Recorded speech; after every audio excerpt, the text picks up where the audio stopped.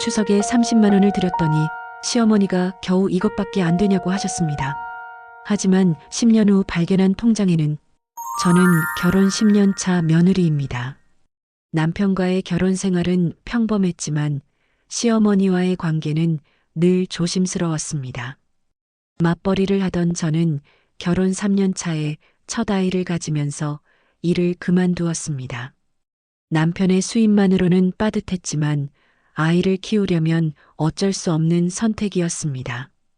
시어머니는 그날부터 달라지셨습니다. 며느리가 일을 안 하니 집안의 짐이 되었다고 생각하셨던 걸까요? 명절 때마다 새벽부터 차례상을 준비하는 것도 시댁 대소사에 빠짐없이 참석하는 것도 당연한 일이 되었습니다. 하지만 아무리 노력해도 시어머니의 차가운 시선은 변하지 않았습니다. 매년 추석과 설날이 다가오면 가장 고민되는 것이 용돈이었습니다. 생활비를 아껴서 모은 돈으로 시부모님께 용돈을 드리는 것이 며느리의 도리라고 배웠습니다. 하지만 우리 형편의 30만 원은 결코 작은 돈이 아니었습니다. 아이 학원비를 줄이고 제 옷은 사지 않고 외식은 꿈도 꾸지 않으며 모은 돈이었습니다. 올해 추석도 다가왔습니다. 저는 10개월 전부터 매달 3만 원씩 모아둔 돈에 보태어 겨우 30만 원을 마련했습니다. 새 봉투에 정성스럽게 담아 시댁으로 향하는 차 안에서 저는 시어머니가 기뻐하실 모습을 상상했습니다. 혹시 한 번쯤은 고맙다는 말씀을 해주실까 하는 기대도 살짝 있었습니다. 시댁에 도착하자마자 저는 부엌으로 직행했습니다. 차례상을 준비하는 것은 이제 익숙한 일이었습니다. 명절 음식을 만들면서도 저는 가방 속 봉투를 생각했습니다. 언제 어떻게 드려야 시어머니가 가장 기뻐하실까? 식사 전에 드릴까 아니면 차례를 지내고 나서 드릴까? 차례를 무사히 마치고 온 가족이 둘러앉아 식사를 했습니다. 시어머니는 여전히 표정이 굳어 있었습니다. 식사를 마치고 설거지를 끝낸 후 저는 용기를 내어 시어머니께 다가갔습니다. 두 손으로 정성스럽게 봉투를 내밀며 조심스럽게 말씀드렸습니다. 추석 인사와 함께 이번 한 해도 건강하시라는 말을 덧붙였습니다. 시어머니는 봉투를 받아들고 무게를 가늠하듯 손바닥에 올려놓으셨습니다. 그리고는 봉투를 뜯어 안을 확인하셨습니다. 그 순간의 정적이 너무나 길게 느껴졌습니다. 시어머니의 얼굴에서는 어떤 감정도 읽을 수 없었습니다. 그리고 시어머니가 입을 여셨습니다. 겨우 이것밖에 안 돼. 시어머니의 차가운 목소리가 제 가슴을 찔렀습니다. 옆집 며느리는 50만 원씩 드린다던데 너는 이것밖에 준비 못했니? 일도 안 하면서 집에서 뭘 했길래. 그 말씀을 들은 순간 저는 아무 말도 할 수 없었습니다. 시어머니의 말씀은 그날 이후로도 계속되었습니다. 명절이 끝나고 집으로 돌아가는 차 안에서 남편은 아무 말이 없었습니다. 저는 남편에게 물었습니다.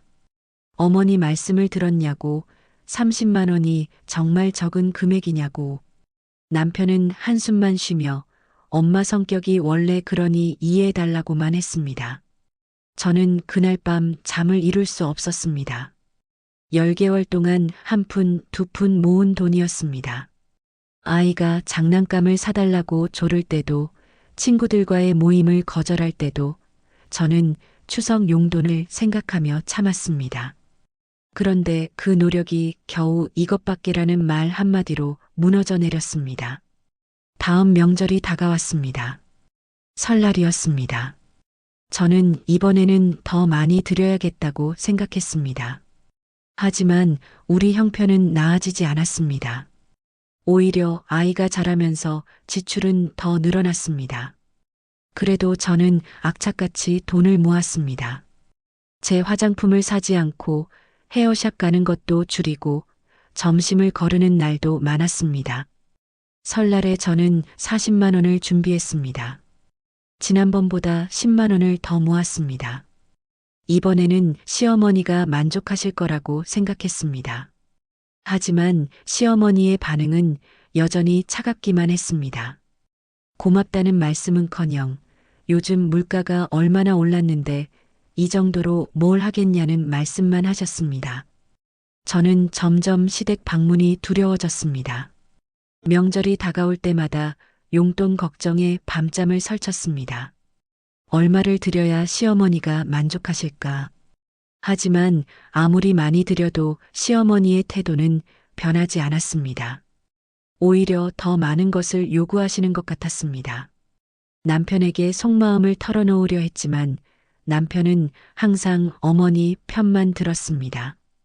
엄마가 우릴 키우면서 얼마나 고생하셨는데 이 정도는 당연한 거 아니냐고 했습니다. 저는 제 친정 부모님께는 얼마를 드리냐고 물었지만 남편은 대답을 피했습니다. 시간이 지나면서 저는 시댁 모임에서 점점 위축되었습니다. 동서는 맞벌이를 하며 넉넉한 용돈을 드리는 것 같았습니다. 시어머니는 동서에게는 항상 웃는 얼굴이었습니다. 명절에 동서가 늦잠을 자도 아무 말씀이 없으셨고 오히려 제게 주스를 갈아 동서에게 갖다 주라고 하셨습니다. 저는 점점 제 자신이 초라하게 느껴졌습니다. 일을 하지 않는 전업주부라서 시댁에서 무시당하는 건가? 더 많은 용돈을 드리지 못해서 며느리 자격이 없는 건가? 밤마다 이런 생각에 괴로웠습니다. 남편은 제 고민을 이해하지 못했고 시댁에서는 저를 인정해주지 않았습니다. 5년이 흘렀습니다. 저는 매년 명절마다 30만 원에서 50만 원 사이의 용돈을 드렸습니다. 우리 형편에 맞춰 최선을 다한 금액이었습니다. 하지만 시어머니의 반응은 한 번도 달라지지 않았습니다. 고맙다는 말씀을 들어본 적이 없었습니다. 오히려 다른 집 며느리들과 비교하시며 부족하다는 말씀만 하셨습니다. 결혼 8년 차가 되던 해 우리 집에 큰 위기가 찾아왔습니다. 남편이 다니던 회사가 구조조정을 하면서 남편이 해고당한 것입니다. 갑작스러운 실직으로 우리 가정은 순식간에 경제적 위기에 빠졌습니다. 남편은 새 직장을 찾았지만 이전 회사보다 월급이 훨씬 적었습니다. 그때 아이가 갑자기 크게 아팠습니다. 아이는 급성 폐렴으로 입원을 해야 했고 병원비가 눈덩이처럼 불어났습니다. 저희는 비상금을 모두 쓰고 제 친정에 손을 벌려야 했습니다. 제 부모님은 넉넉하지 않은 형편에도 불구하고 300만 원을 보내주셨습니다. 그 돈으로 아이의 치료비를 겨우 마련했지만 우리 통장은 바닥이 났습니다. 남은 건 빚뿐이었습니다. 생활비조차 빠듯해서 하루하루가 아슬아슬했습니다. 저는 아이를 돌보면서도 틈틈이 재택 알바를 시작했습니다. 새벽에 아이가 자는 동안 데이터 입력 일을 했고 낮에는 설거지 대행 일을 나갔습니다. 그런데 또다시 추석이 다가왔습니다. 저는 너무나 막막했습니다. 이번에는 정말 용돈을 준비할 여력이 없었습니다.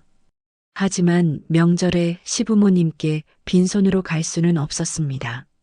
저는 고민 끝에 제 결혼 반지를 전당포에 맡기기로 결심했습니다. 결혼할 때 남편이 준 반지였습니다. 그리 비싼 것은 아니었지만 제게는 소중한 물건이었습니다. 하지만 시부모님께 드릴 용돈이 더 급했습니다.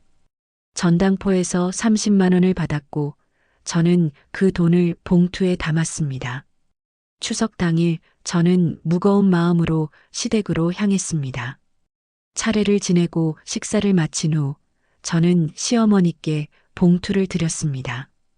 이번에도 시어머니는 봉투를 받아들고 무게를 확인하셨습니다. 그리고는 한숨을 쉬시며 말씀하셨습니다. 올해도 이것밖에 안 되네. 형편이 어려운 것도 다 핑계야. 동서는 맞벌이 하면서도 훨씬 많이 주는데 그 순간 저는 무언가가 무너지는 느낌이었습니다. 제 결혼 반지를 맡기고 마련한 돈이었습니다. 아이의 병원비 때문에 빚더미에 앉아 있는 상황이었습니다. 그런데도 제 노력은 인정받지 못했습니다. 저는 입술을 깨물며 눈물을 참았습니다. 집으로 돌아오는 차 안에서 저는 남편에게 말했습니다.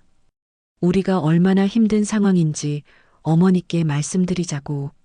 아이 병원비 때문에 빚을 졌고 제가 결혼 반지까지 맡겼다고 말씀드리자고. 하지만 남편은 고개를 저으며 말했습니다. 부모님께 걱정 끼치고 싶지 않다고, 우리가 알아서 해결해야 한다고. 그날 밤 저는 홀로 눈물을 흘렸습니다. 10년 가까이 시댁에서 최선을 다해 살아왔습니다. 하지만 제 노력은 한 번도 인정받지 못했습니다. 시어머니는 항상 부족하다고만 하셨고 남편은 제 편이 되어주지 않았습니다. 저는 이 결혼 생활이 맞는 건지, 제가 며느리로서 정말 부족한 건지 혼란스러웠습니다. 다음 날 아침 저는 결심했습니다. 이제는 제 자존감을 지키며 살아야겠다고. 시어머니의 인정을 받으려 애쓰기보다는 제 가족을 위해 최선을 다하겠다고. 명절 용돈은 우리 형편에 맞춰드리되 더 이상 시어머니의 말씀에 상처받지 않겠다고 마음먹었습니다. 그 이후로 저는 달라졌습니다. 아이가 유치원에 가기 시작하면서 저는 본격적으로 일자리를 찾기 시작했습니다. 10년 가까이 일을 쉬었기에 다시 시작하는 것이 쉽지는 않았습니다. 하지만 저는 포기하지 않았습니다. 온라인 강의로 자격증을 공부했고 6개월 만에 전산회계 자격증을 땄습니다. 그리고 작은 회사의 격리 업무를 맡게 되었습니다. 월급은 많지 않았지만 제 손으로 벌어들이는 돈이라는 것이 뿌듯했습니다. 무엇보다도 경제적으로 조금씩 여유가 생기기 시작했습니다. 아이 병원비로 진 빚을 갚기 시작했고 전당포에 맡겼던 결혼 반지도 찾아왔습니다. 남편도 새 직장에 적응하면서 상황이 조금씩 나아졌습니다. 저는 매달 일정 금액을 저축하기 시작했습니다. 명절 용돈을 미리 준비하고 우리 가족의 미래를 위한 자금도 모았습니다. 그해 추석이 다가왔습니다. 저는 이번에는 50만 원을 준비했습니다. 제가 일을 해서 번 돈으로 마련한 첫 용돈이었습니다. 하지만 이번에는 마음가짐이 달랐습니다. 시어머니의 반응을 기대하지 않았습니다. 단지 며느리로서의 도리를 다하는 것뿐이라고 생각했습니다. 시댁에 도착해서 차례를 준비하는 동안 시어머니는 여전히 차갑게 대하셨습니다. 하지만 저는 신경 쓰지 않았습니다. 제가 할 일을 묵묵히 했고 시어머니의 눈치를 보지 않았습니다. 식사 후 용돈을 드릴 때도 저는 담담하게 봉투를 건넸습니다. 시어머니는 이번에도 봉투를 열어 확인하셨습니다. 그리고는 예상대로 한숨을 쉬셨습니다. 하지만 이번에는 제가 먼저 말씀드렸습니다. 요즘 제가 일을 시작해서 조금씩 나아지고 있다고, 앞으로는 더 나은 며느리가 되도록 노력하겠다고 차분하게 말씀드렸습니다. 시어머니는 잠시 저를 바라보시더니 아무 말씀 없이 봉투를 받아두셨습니다. 평소와 다른 제 태도가 의외였던 것 같았습니다. 저는 더 이상 시어머니의 인정을 갈구하지 않았습니다. 제 가치를 제 스스로 인정하기로 했습니다. 집으로 돌아오는 차 안에서 남편이 물었습니다. 어머니께 무슨 말씀을 드린 거냐고. 평소와 달리 당당해 보였다고. 저는 웃으며 대답했습니다. 이제는 제 인생을 제가 살아가겠다고. 더 이상 누군가의 인정을 받기 위해 제 자존감을 깎아내리지 않겠다고. 제가 일을 시작한 지 2년이 지났습니다. 회사에서의 평가도 좋았고 월급도 조금씩 올랐습니다. 저는 자신감을 되찾았고 가정에서도 당당해졌습니다. 명절마다 용돈을 드릴 때도 더 이상 눈치를 보지 않았습니다. 그런데 그해 겨울 시어머니가 갑자기 쓰러지셨습니다. 병원에 실려가신 시어머니는 가벼운 뇌경색 진단을 받으셨습니다. 다행히 큰 후유증은 없었지만 한동안 입원 치료를 받으셔야 했습니다. 저는 남편과 교대로 병원에서 간병을 했습니다. 병원에서 시어머니를 돌보는 동안 저는 시어머니의 다른 모습을 보게 되었습니다. 평소 차갑기만 하셨던 시어머니가 병상에 누워 계시니 너무나 작고 약해 보였습니다. 저는 묵묵히 시어머니를 간병했습니다. 밥을 챙겨드리고 몸을 닦아드리고 힘든 내색 없이 돌봤습니다. 시어머니가 퇴원하신 후 시댁에는 조용한 변화가 일어났습니다. 시어머니는 여전히 말수가 적으셨지만 예전처럼 매섭게 대하지는 않으셨습니다. 가끔 제가 준비한 반찬을 드시고는 맛있다는 말씀을 하시기도 했습니다. 하지만 어느 날 시댁에서 뜻밖의 일이 벌어졌습니다.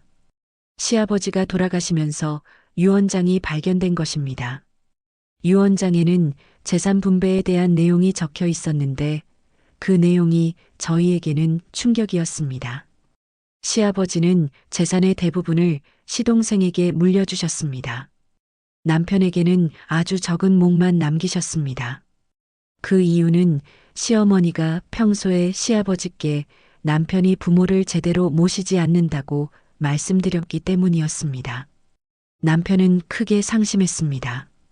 자신이 부모님을 소홀히 했다고 생각한 적이 없었는데 이런 유언을 남기셨다는 것이 믿기지 않았던 것입니다. 저는 남편을 위로하면서도 시어머니에 대한 서운함이 컸습니다. 얼마 후 저는 우연히 시어머니와 단둘이 이야기를 나눌 기회가 있었습니다. 저는 조심스럽게 물었습니다. 왜 시아버지께 그런 말씀을 하셨냐고, 저희가 정말 부족했던 거냐고. 시어머니는 한참을 말씀이 없으시다가 천천히 입을 여셨습니다. 시어머니는 말씀하셨습니다. 자신이 평생 며느리로 살면서 시댁에서 받은 차별이 너무 컸다고. 그래서 자신의 아들은 절대 그렇게 키우지 않겠다고 다짐했다고. 하지만 며느리를 대하면서 자신도 모르게 시어머니가 자신에게 했던 것과 똑같이 행동하게 되었다고 고백하셨습니다. 시어머니의 고백을 들은 후 저는 복잡한 감정에 휩싸였습니다. 그동안 제가 받았던 상처들이 떠올랐습니다.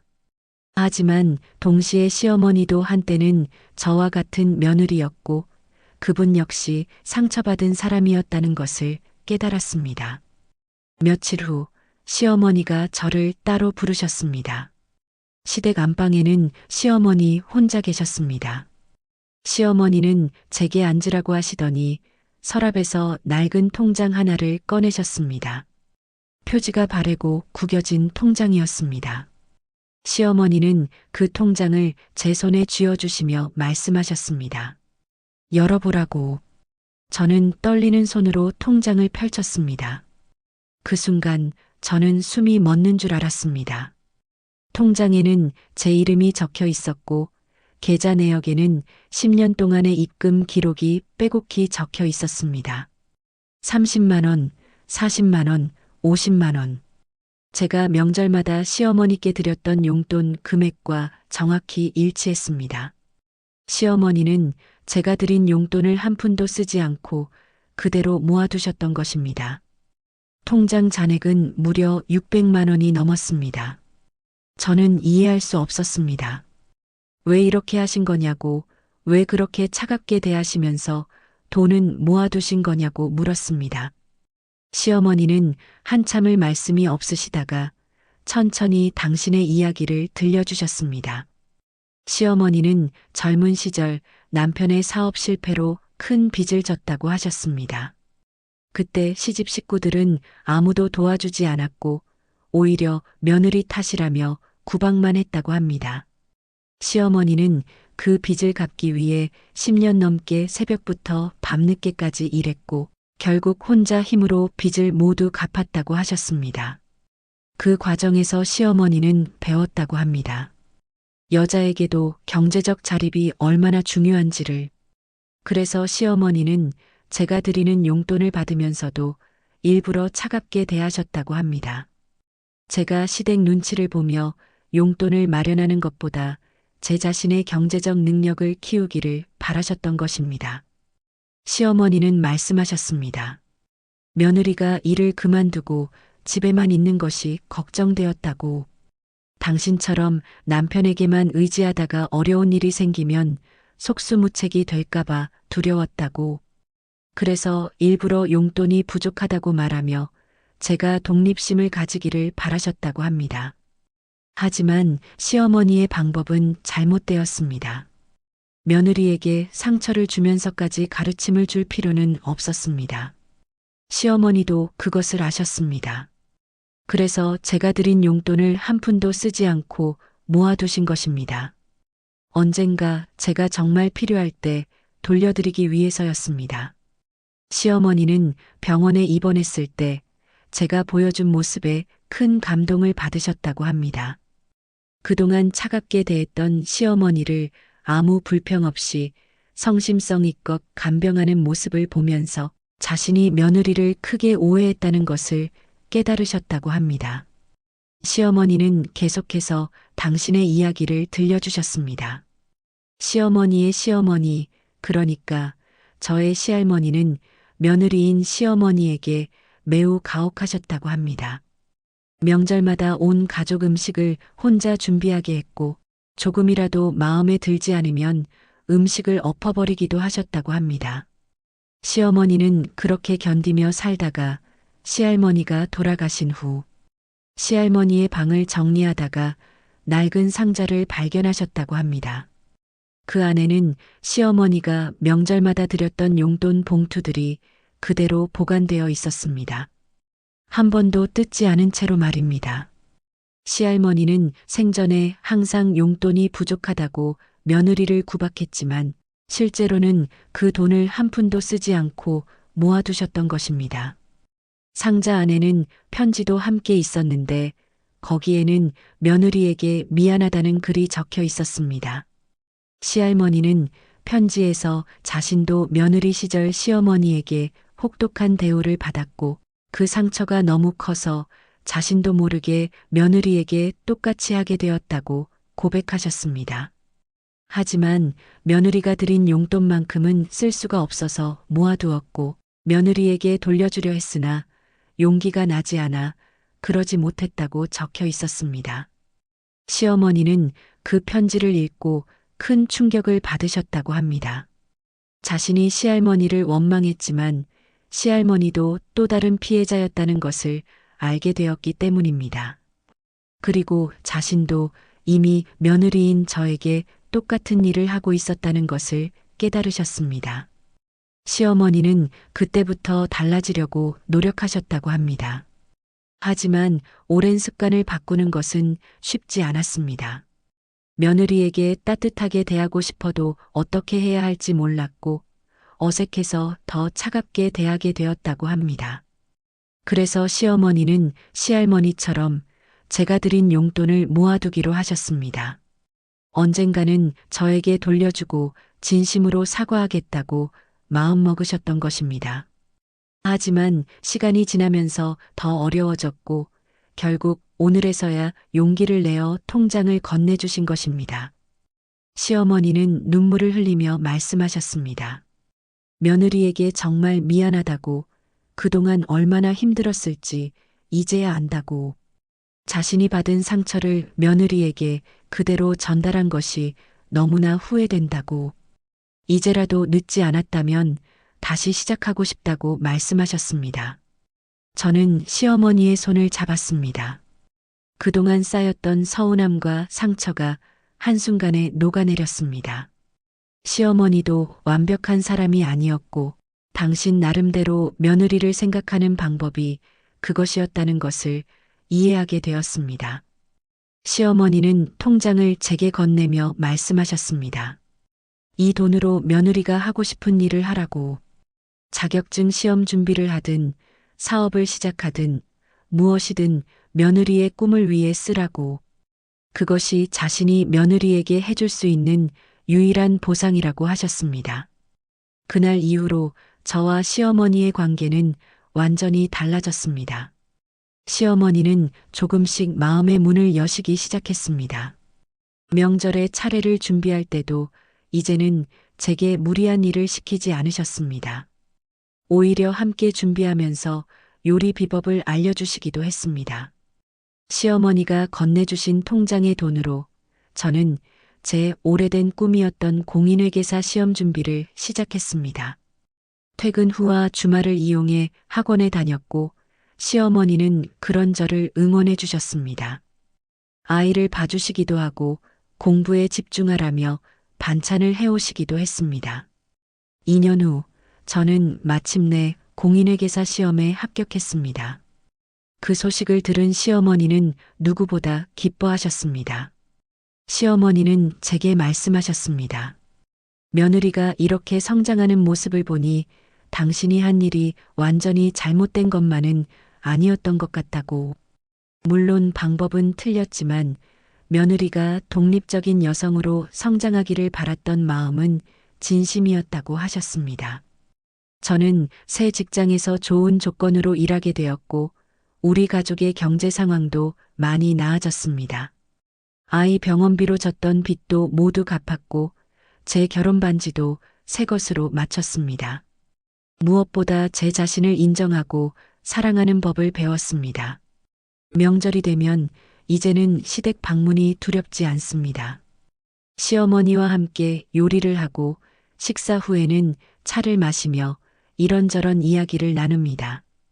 시어머니는 가끔 옛날 이야기를 꺼내시며 미안하다고 말씀하시지만 저는 이제 괜찮다고 대답합니다.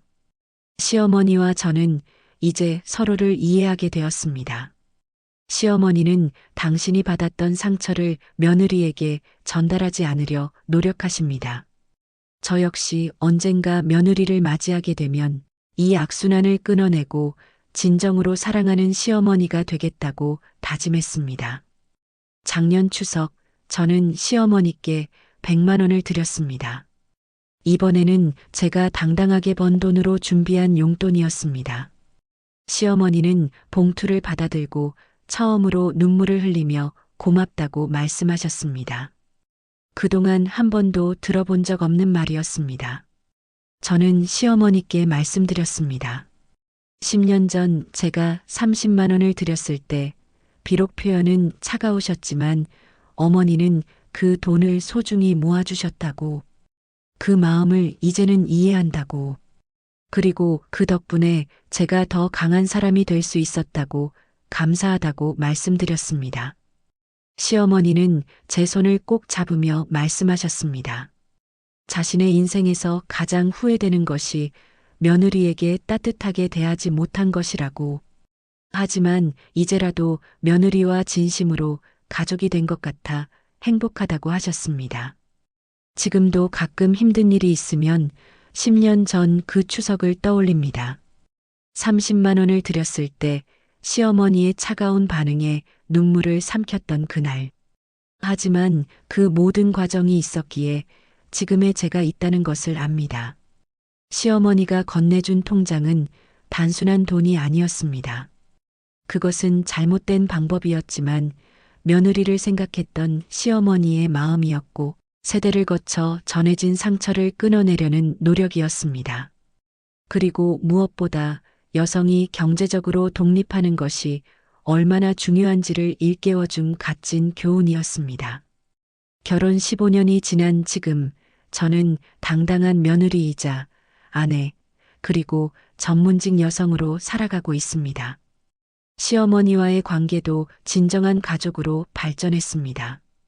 때로는 갈등도 있지만 이제는 서로를 이해하고 존중하며 대화로 풀어갑니다. 이 이야기를 듣는 모든 며느리들에게 말하고 싶습니다. 시어머니의 표현 방법이 서툴더라도 그 안에 숨겨진 진심을 이해하려 노력해보라고. 동시에 모든 시어머니들에게도 말하고 싶습니다. 며느리에게 상처를 주는 것이 교육이 아니라고, 따뜻한 말 한마디가 얼마나 큰 힘이 되는지 기억해달라고. 추석에 드린 30만 원은 단순한 돈이 아니었습니다. 그것은 10년의 오해와 상처, 그리고 마침내 찾아온 이해와 화해의 시작이었습니다. 그리고 무엇보다 한 여성이 독립적으로 성장하게 만든 소중한 밑거름이었습니다. 지금도 그때 시어머니께서 건네주신 통장을 서랍 깊이 간직하고 있습니다. 그것은 제 인생의 전환점이었고 시어머니와 제가 진정한 가족이 된 순간의 증표입니다. 언젠가 제 딸이 결혼을 하면 이 이야기를 들려주고 싶습니다. 그리고 우리는 이 악순환을 끊었다고, 이제는 며느리를 진정한 가족으로 사랑하는 법을 배웠다고 말해주고 싶습니다. 작년 추석, 저는 시어머니께 100만 원을 드렸습니다. 이번에는 제가 당당하게 번 돈으로 준비한 용돈이었습니다. 시어머니는 봉투를 받아들고 처음으로 눈물을 흘리며 고맙다고 말씀하셨습니다. 그동안 한 번도 들어본 적 없는 말이었습니다. 저는 시어머니께 말씀드렸습니다. 10년 전 제가 30만 원을 드렸을 때 비록 표현은 차가우셨지만 어머니는 그 돈을 소중히 모아주셨다고, 그 마음을 이제는 이해한다고, 그리고 그 덕분에 제가 더 강한 사람이 될 수 있었다고 감사하다고 말씀드렸습니다. 시어머니는 제 손을 꼭 잡으며 말씀하셨습니다. 자신의 인생에서 가장 후회되는 것이 며느리에게 따뜻하게 대하지 못한 것이라고. 하지만 이제라도 며느리와 진심으로 가족이 된 것 같아 행복하다고 하셨습니다. 지금도 가끔 힘든 일이 있으면 10년 전 그 추석을 떠올립니다. 30만 원을 드렸을 때 시어머니의 차가운 반응에 눈물을 삼켰던 그날. 하지만 그 모든 과정이 있었기에 지금의 제가 있다는 것을 압니다. 시어머니가 건네준 통장은 단순한 돈이 아니었습니다. 그것은 잘못된 방법이었지만 며느리를 생각했던 시어머니의 마음이었고 세대를 거쳐 전해진 상처를 끊어내려는 노력이었습니다. 그리고 무엇보다 여성이 경제적으로 독립하는 것이 얼마나 중요한지를 일깨워준 값진 교훈이었습니다. 결혼 15년이 지난 지금 저는 당당한 며느리이자 아내, 그리고 전문직 여성으로 살아가고 있습니다. 시어머니와의 관계도 진정한 가족으로 발전했습니다. 때로는 갈등도 있지만 이제는 서로를 이해하고 존중하며 대화로 풀어갑니다. 이 이야기를 듣는 모든 며느리들에게 말하고 싶습니다. 시어머니의 표현 방법이 서툴더라도 그 안에 숨겨진 진심을 이해하려 노력해 보라고. 동시에 모든 시어머니들에게도 말하고 싶습니다. 며느리에게 상처를 주는 것이 교육이 아니라고, 따뜻한 말 한마디가 얼마나 큰 힘이 되는지 기억해 달라고. 추석에 드린 30만 원은 단순한 돈이 아니었습니다. 그것은 10년의 오해와 상처, 그리고 마침내 찾아온 이해와 화해의 시작이었습니다. 그리고 무엇보다 한 여성이 독립적으로 성장하게 만든 소중한 밑거름이었습니다. 지금도 그때 시어머니께서 건네주신 통장을 서랍 깊이 간직하고 있습니다. 그것은 제 인생의 전환점이었고 시어머니와 제가 진정한 가족이 된 순간의 증표입니다. 언젠가 제 딸이 결혼을 하면 이 이야기를 들려주고 싶습니다.